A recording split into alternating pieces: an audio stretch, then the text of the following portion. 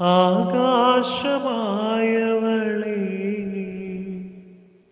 അകലെ പറന്നവളെ, ചിറകായിരുന്നല്ലോ നീ, അറിയാതെ പോയിന്നു ഞാൻ. നിഴലോ മാഞ്ഞുപോയി, വഴിയും മറന്നുപോയി, തോരാത്തരാമഴയിൽ ചൂട്ടുമണഞ്ഞുപോയി, പാട്ടും മുറിഞ്ഞുപോയി, ഞാനോ ശൂന്യമായി.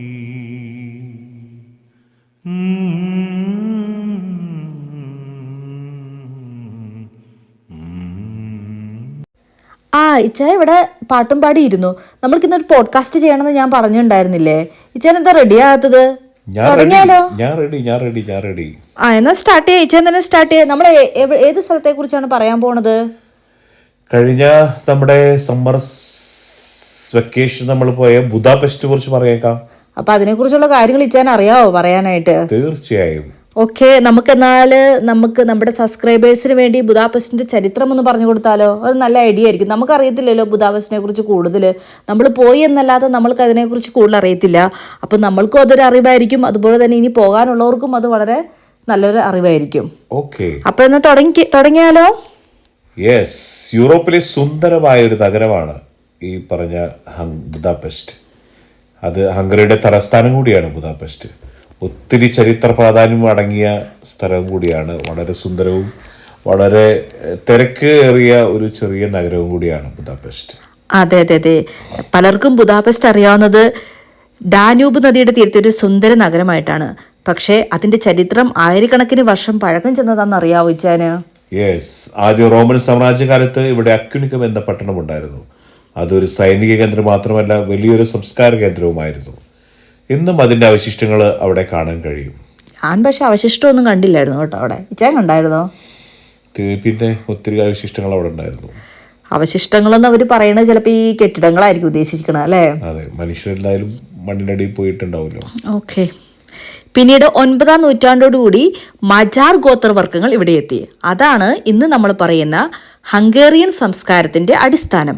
അന്നൊക്കെ ബുദയും പെസ്റ്റും വേറിട്ട പട്ടണങ്ങളായിരുന്നു.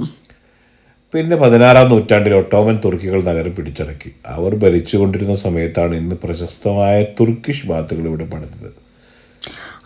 അങ്ങനെയായിരുന്നോ? അങ്ങനെയാണെങ്കിൽ പിന്നീടാണ് ഹാബസ്ബർഗ് സാമ്രാജ്യം നഗരം തിരിച്ചു പിടിച്ചത്. അവർ കൊട്ടാരങ്ങളും പള്ളികളും പണിതു. നഗരം യൂറോപ്യൻ ശൈലിയിലേക്ക് അതോടുകൂടി മാറി. 1873 ബുദാപെസ്റ്റ്, ഒബുഡ എന്നിവ ഒന്നിച്ചാണ് ബുദാപെസ്റ്റ് രൂപം കൊണ്ടത്. ബുദ, പെസ്റ്റും ഒബുഡ, ഇങ്ങനെ മൂന്ന് സ്ഥലങ്ങളായിരിക്കും ഒരു ഉദ്ദേശിച്ചത് അല്ലേ?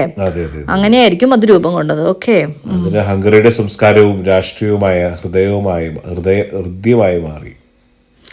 ഓക്കെ ഓക്കെ, അവസാനമായി പറയേണ്ടത് എന്താന്ന് ചോദിച്ചിട്ടുണ്ടെങ്കിൽ ബുദാപെസ്റ്റ് സത്യം പറഞ്ഞാൽ ഒരു നഗരം മാത്രമല്ല, പല സാമ്രാജ്യങ്ങളും സംസ്കാരങ്ങളും തമ്മിൽ ചേർന്നൊരു ചരിത്രപാത തന്നെയാണെന്നാണ്. തീർച്ചയായും നമുക്ക് ഒത്തിരി ഇഷ്ടപ്പെട്ട ഒരു സ്ഥലമായിരുന്നു ഇത്. എനിക്കും അതുപോലെ ഒരുപാട് ഇഷ്ടപ്പെട്ടു. ഇപ്പം ഏകദേശം എല്ലാവർക്കും ഈ ബുദാപെസ്റ്റിനെ കുറിച്ച് ഒരു ഐഡിയ കിട്ടിയെന്ന് വിചാരിക്കണം. ഞങ്ങൾ ഇപ്പോഴാണ് ഏകദേശം അതിനെക്കുറിച്ച് ഒരു ഐഡിയ കിട്ടി തുടങ്ങിയത്. ഞങ്ങൾ പോയി കണ്ടു കുറേ സ്ഥലങ്ങളും കാര്യങ്ങളും എല്ലാം എനിക്ക് വീഡിയോയിൽ പകർത്താൻ പറ്റിയിട്ടില്ല. പറ്റുന്ന കുറച്ച് സ്ഥലങ്ങൾ ഷൂട്ട് ചെയ്ത് നിങ്ങളെ കൂടെ കാണിക്കാമെന്ന് കരുതി.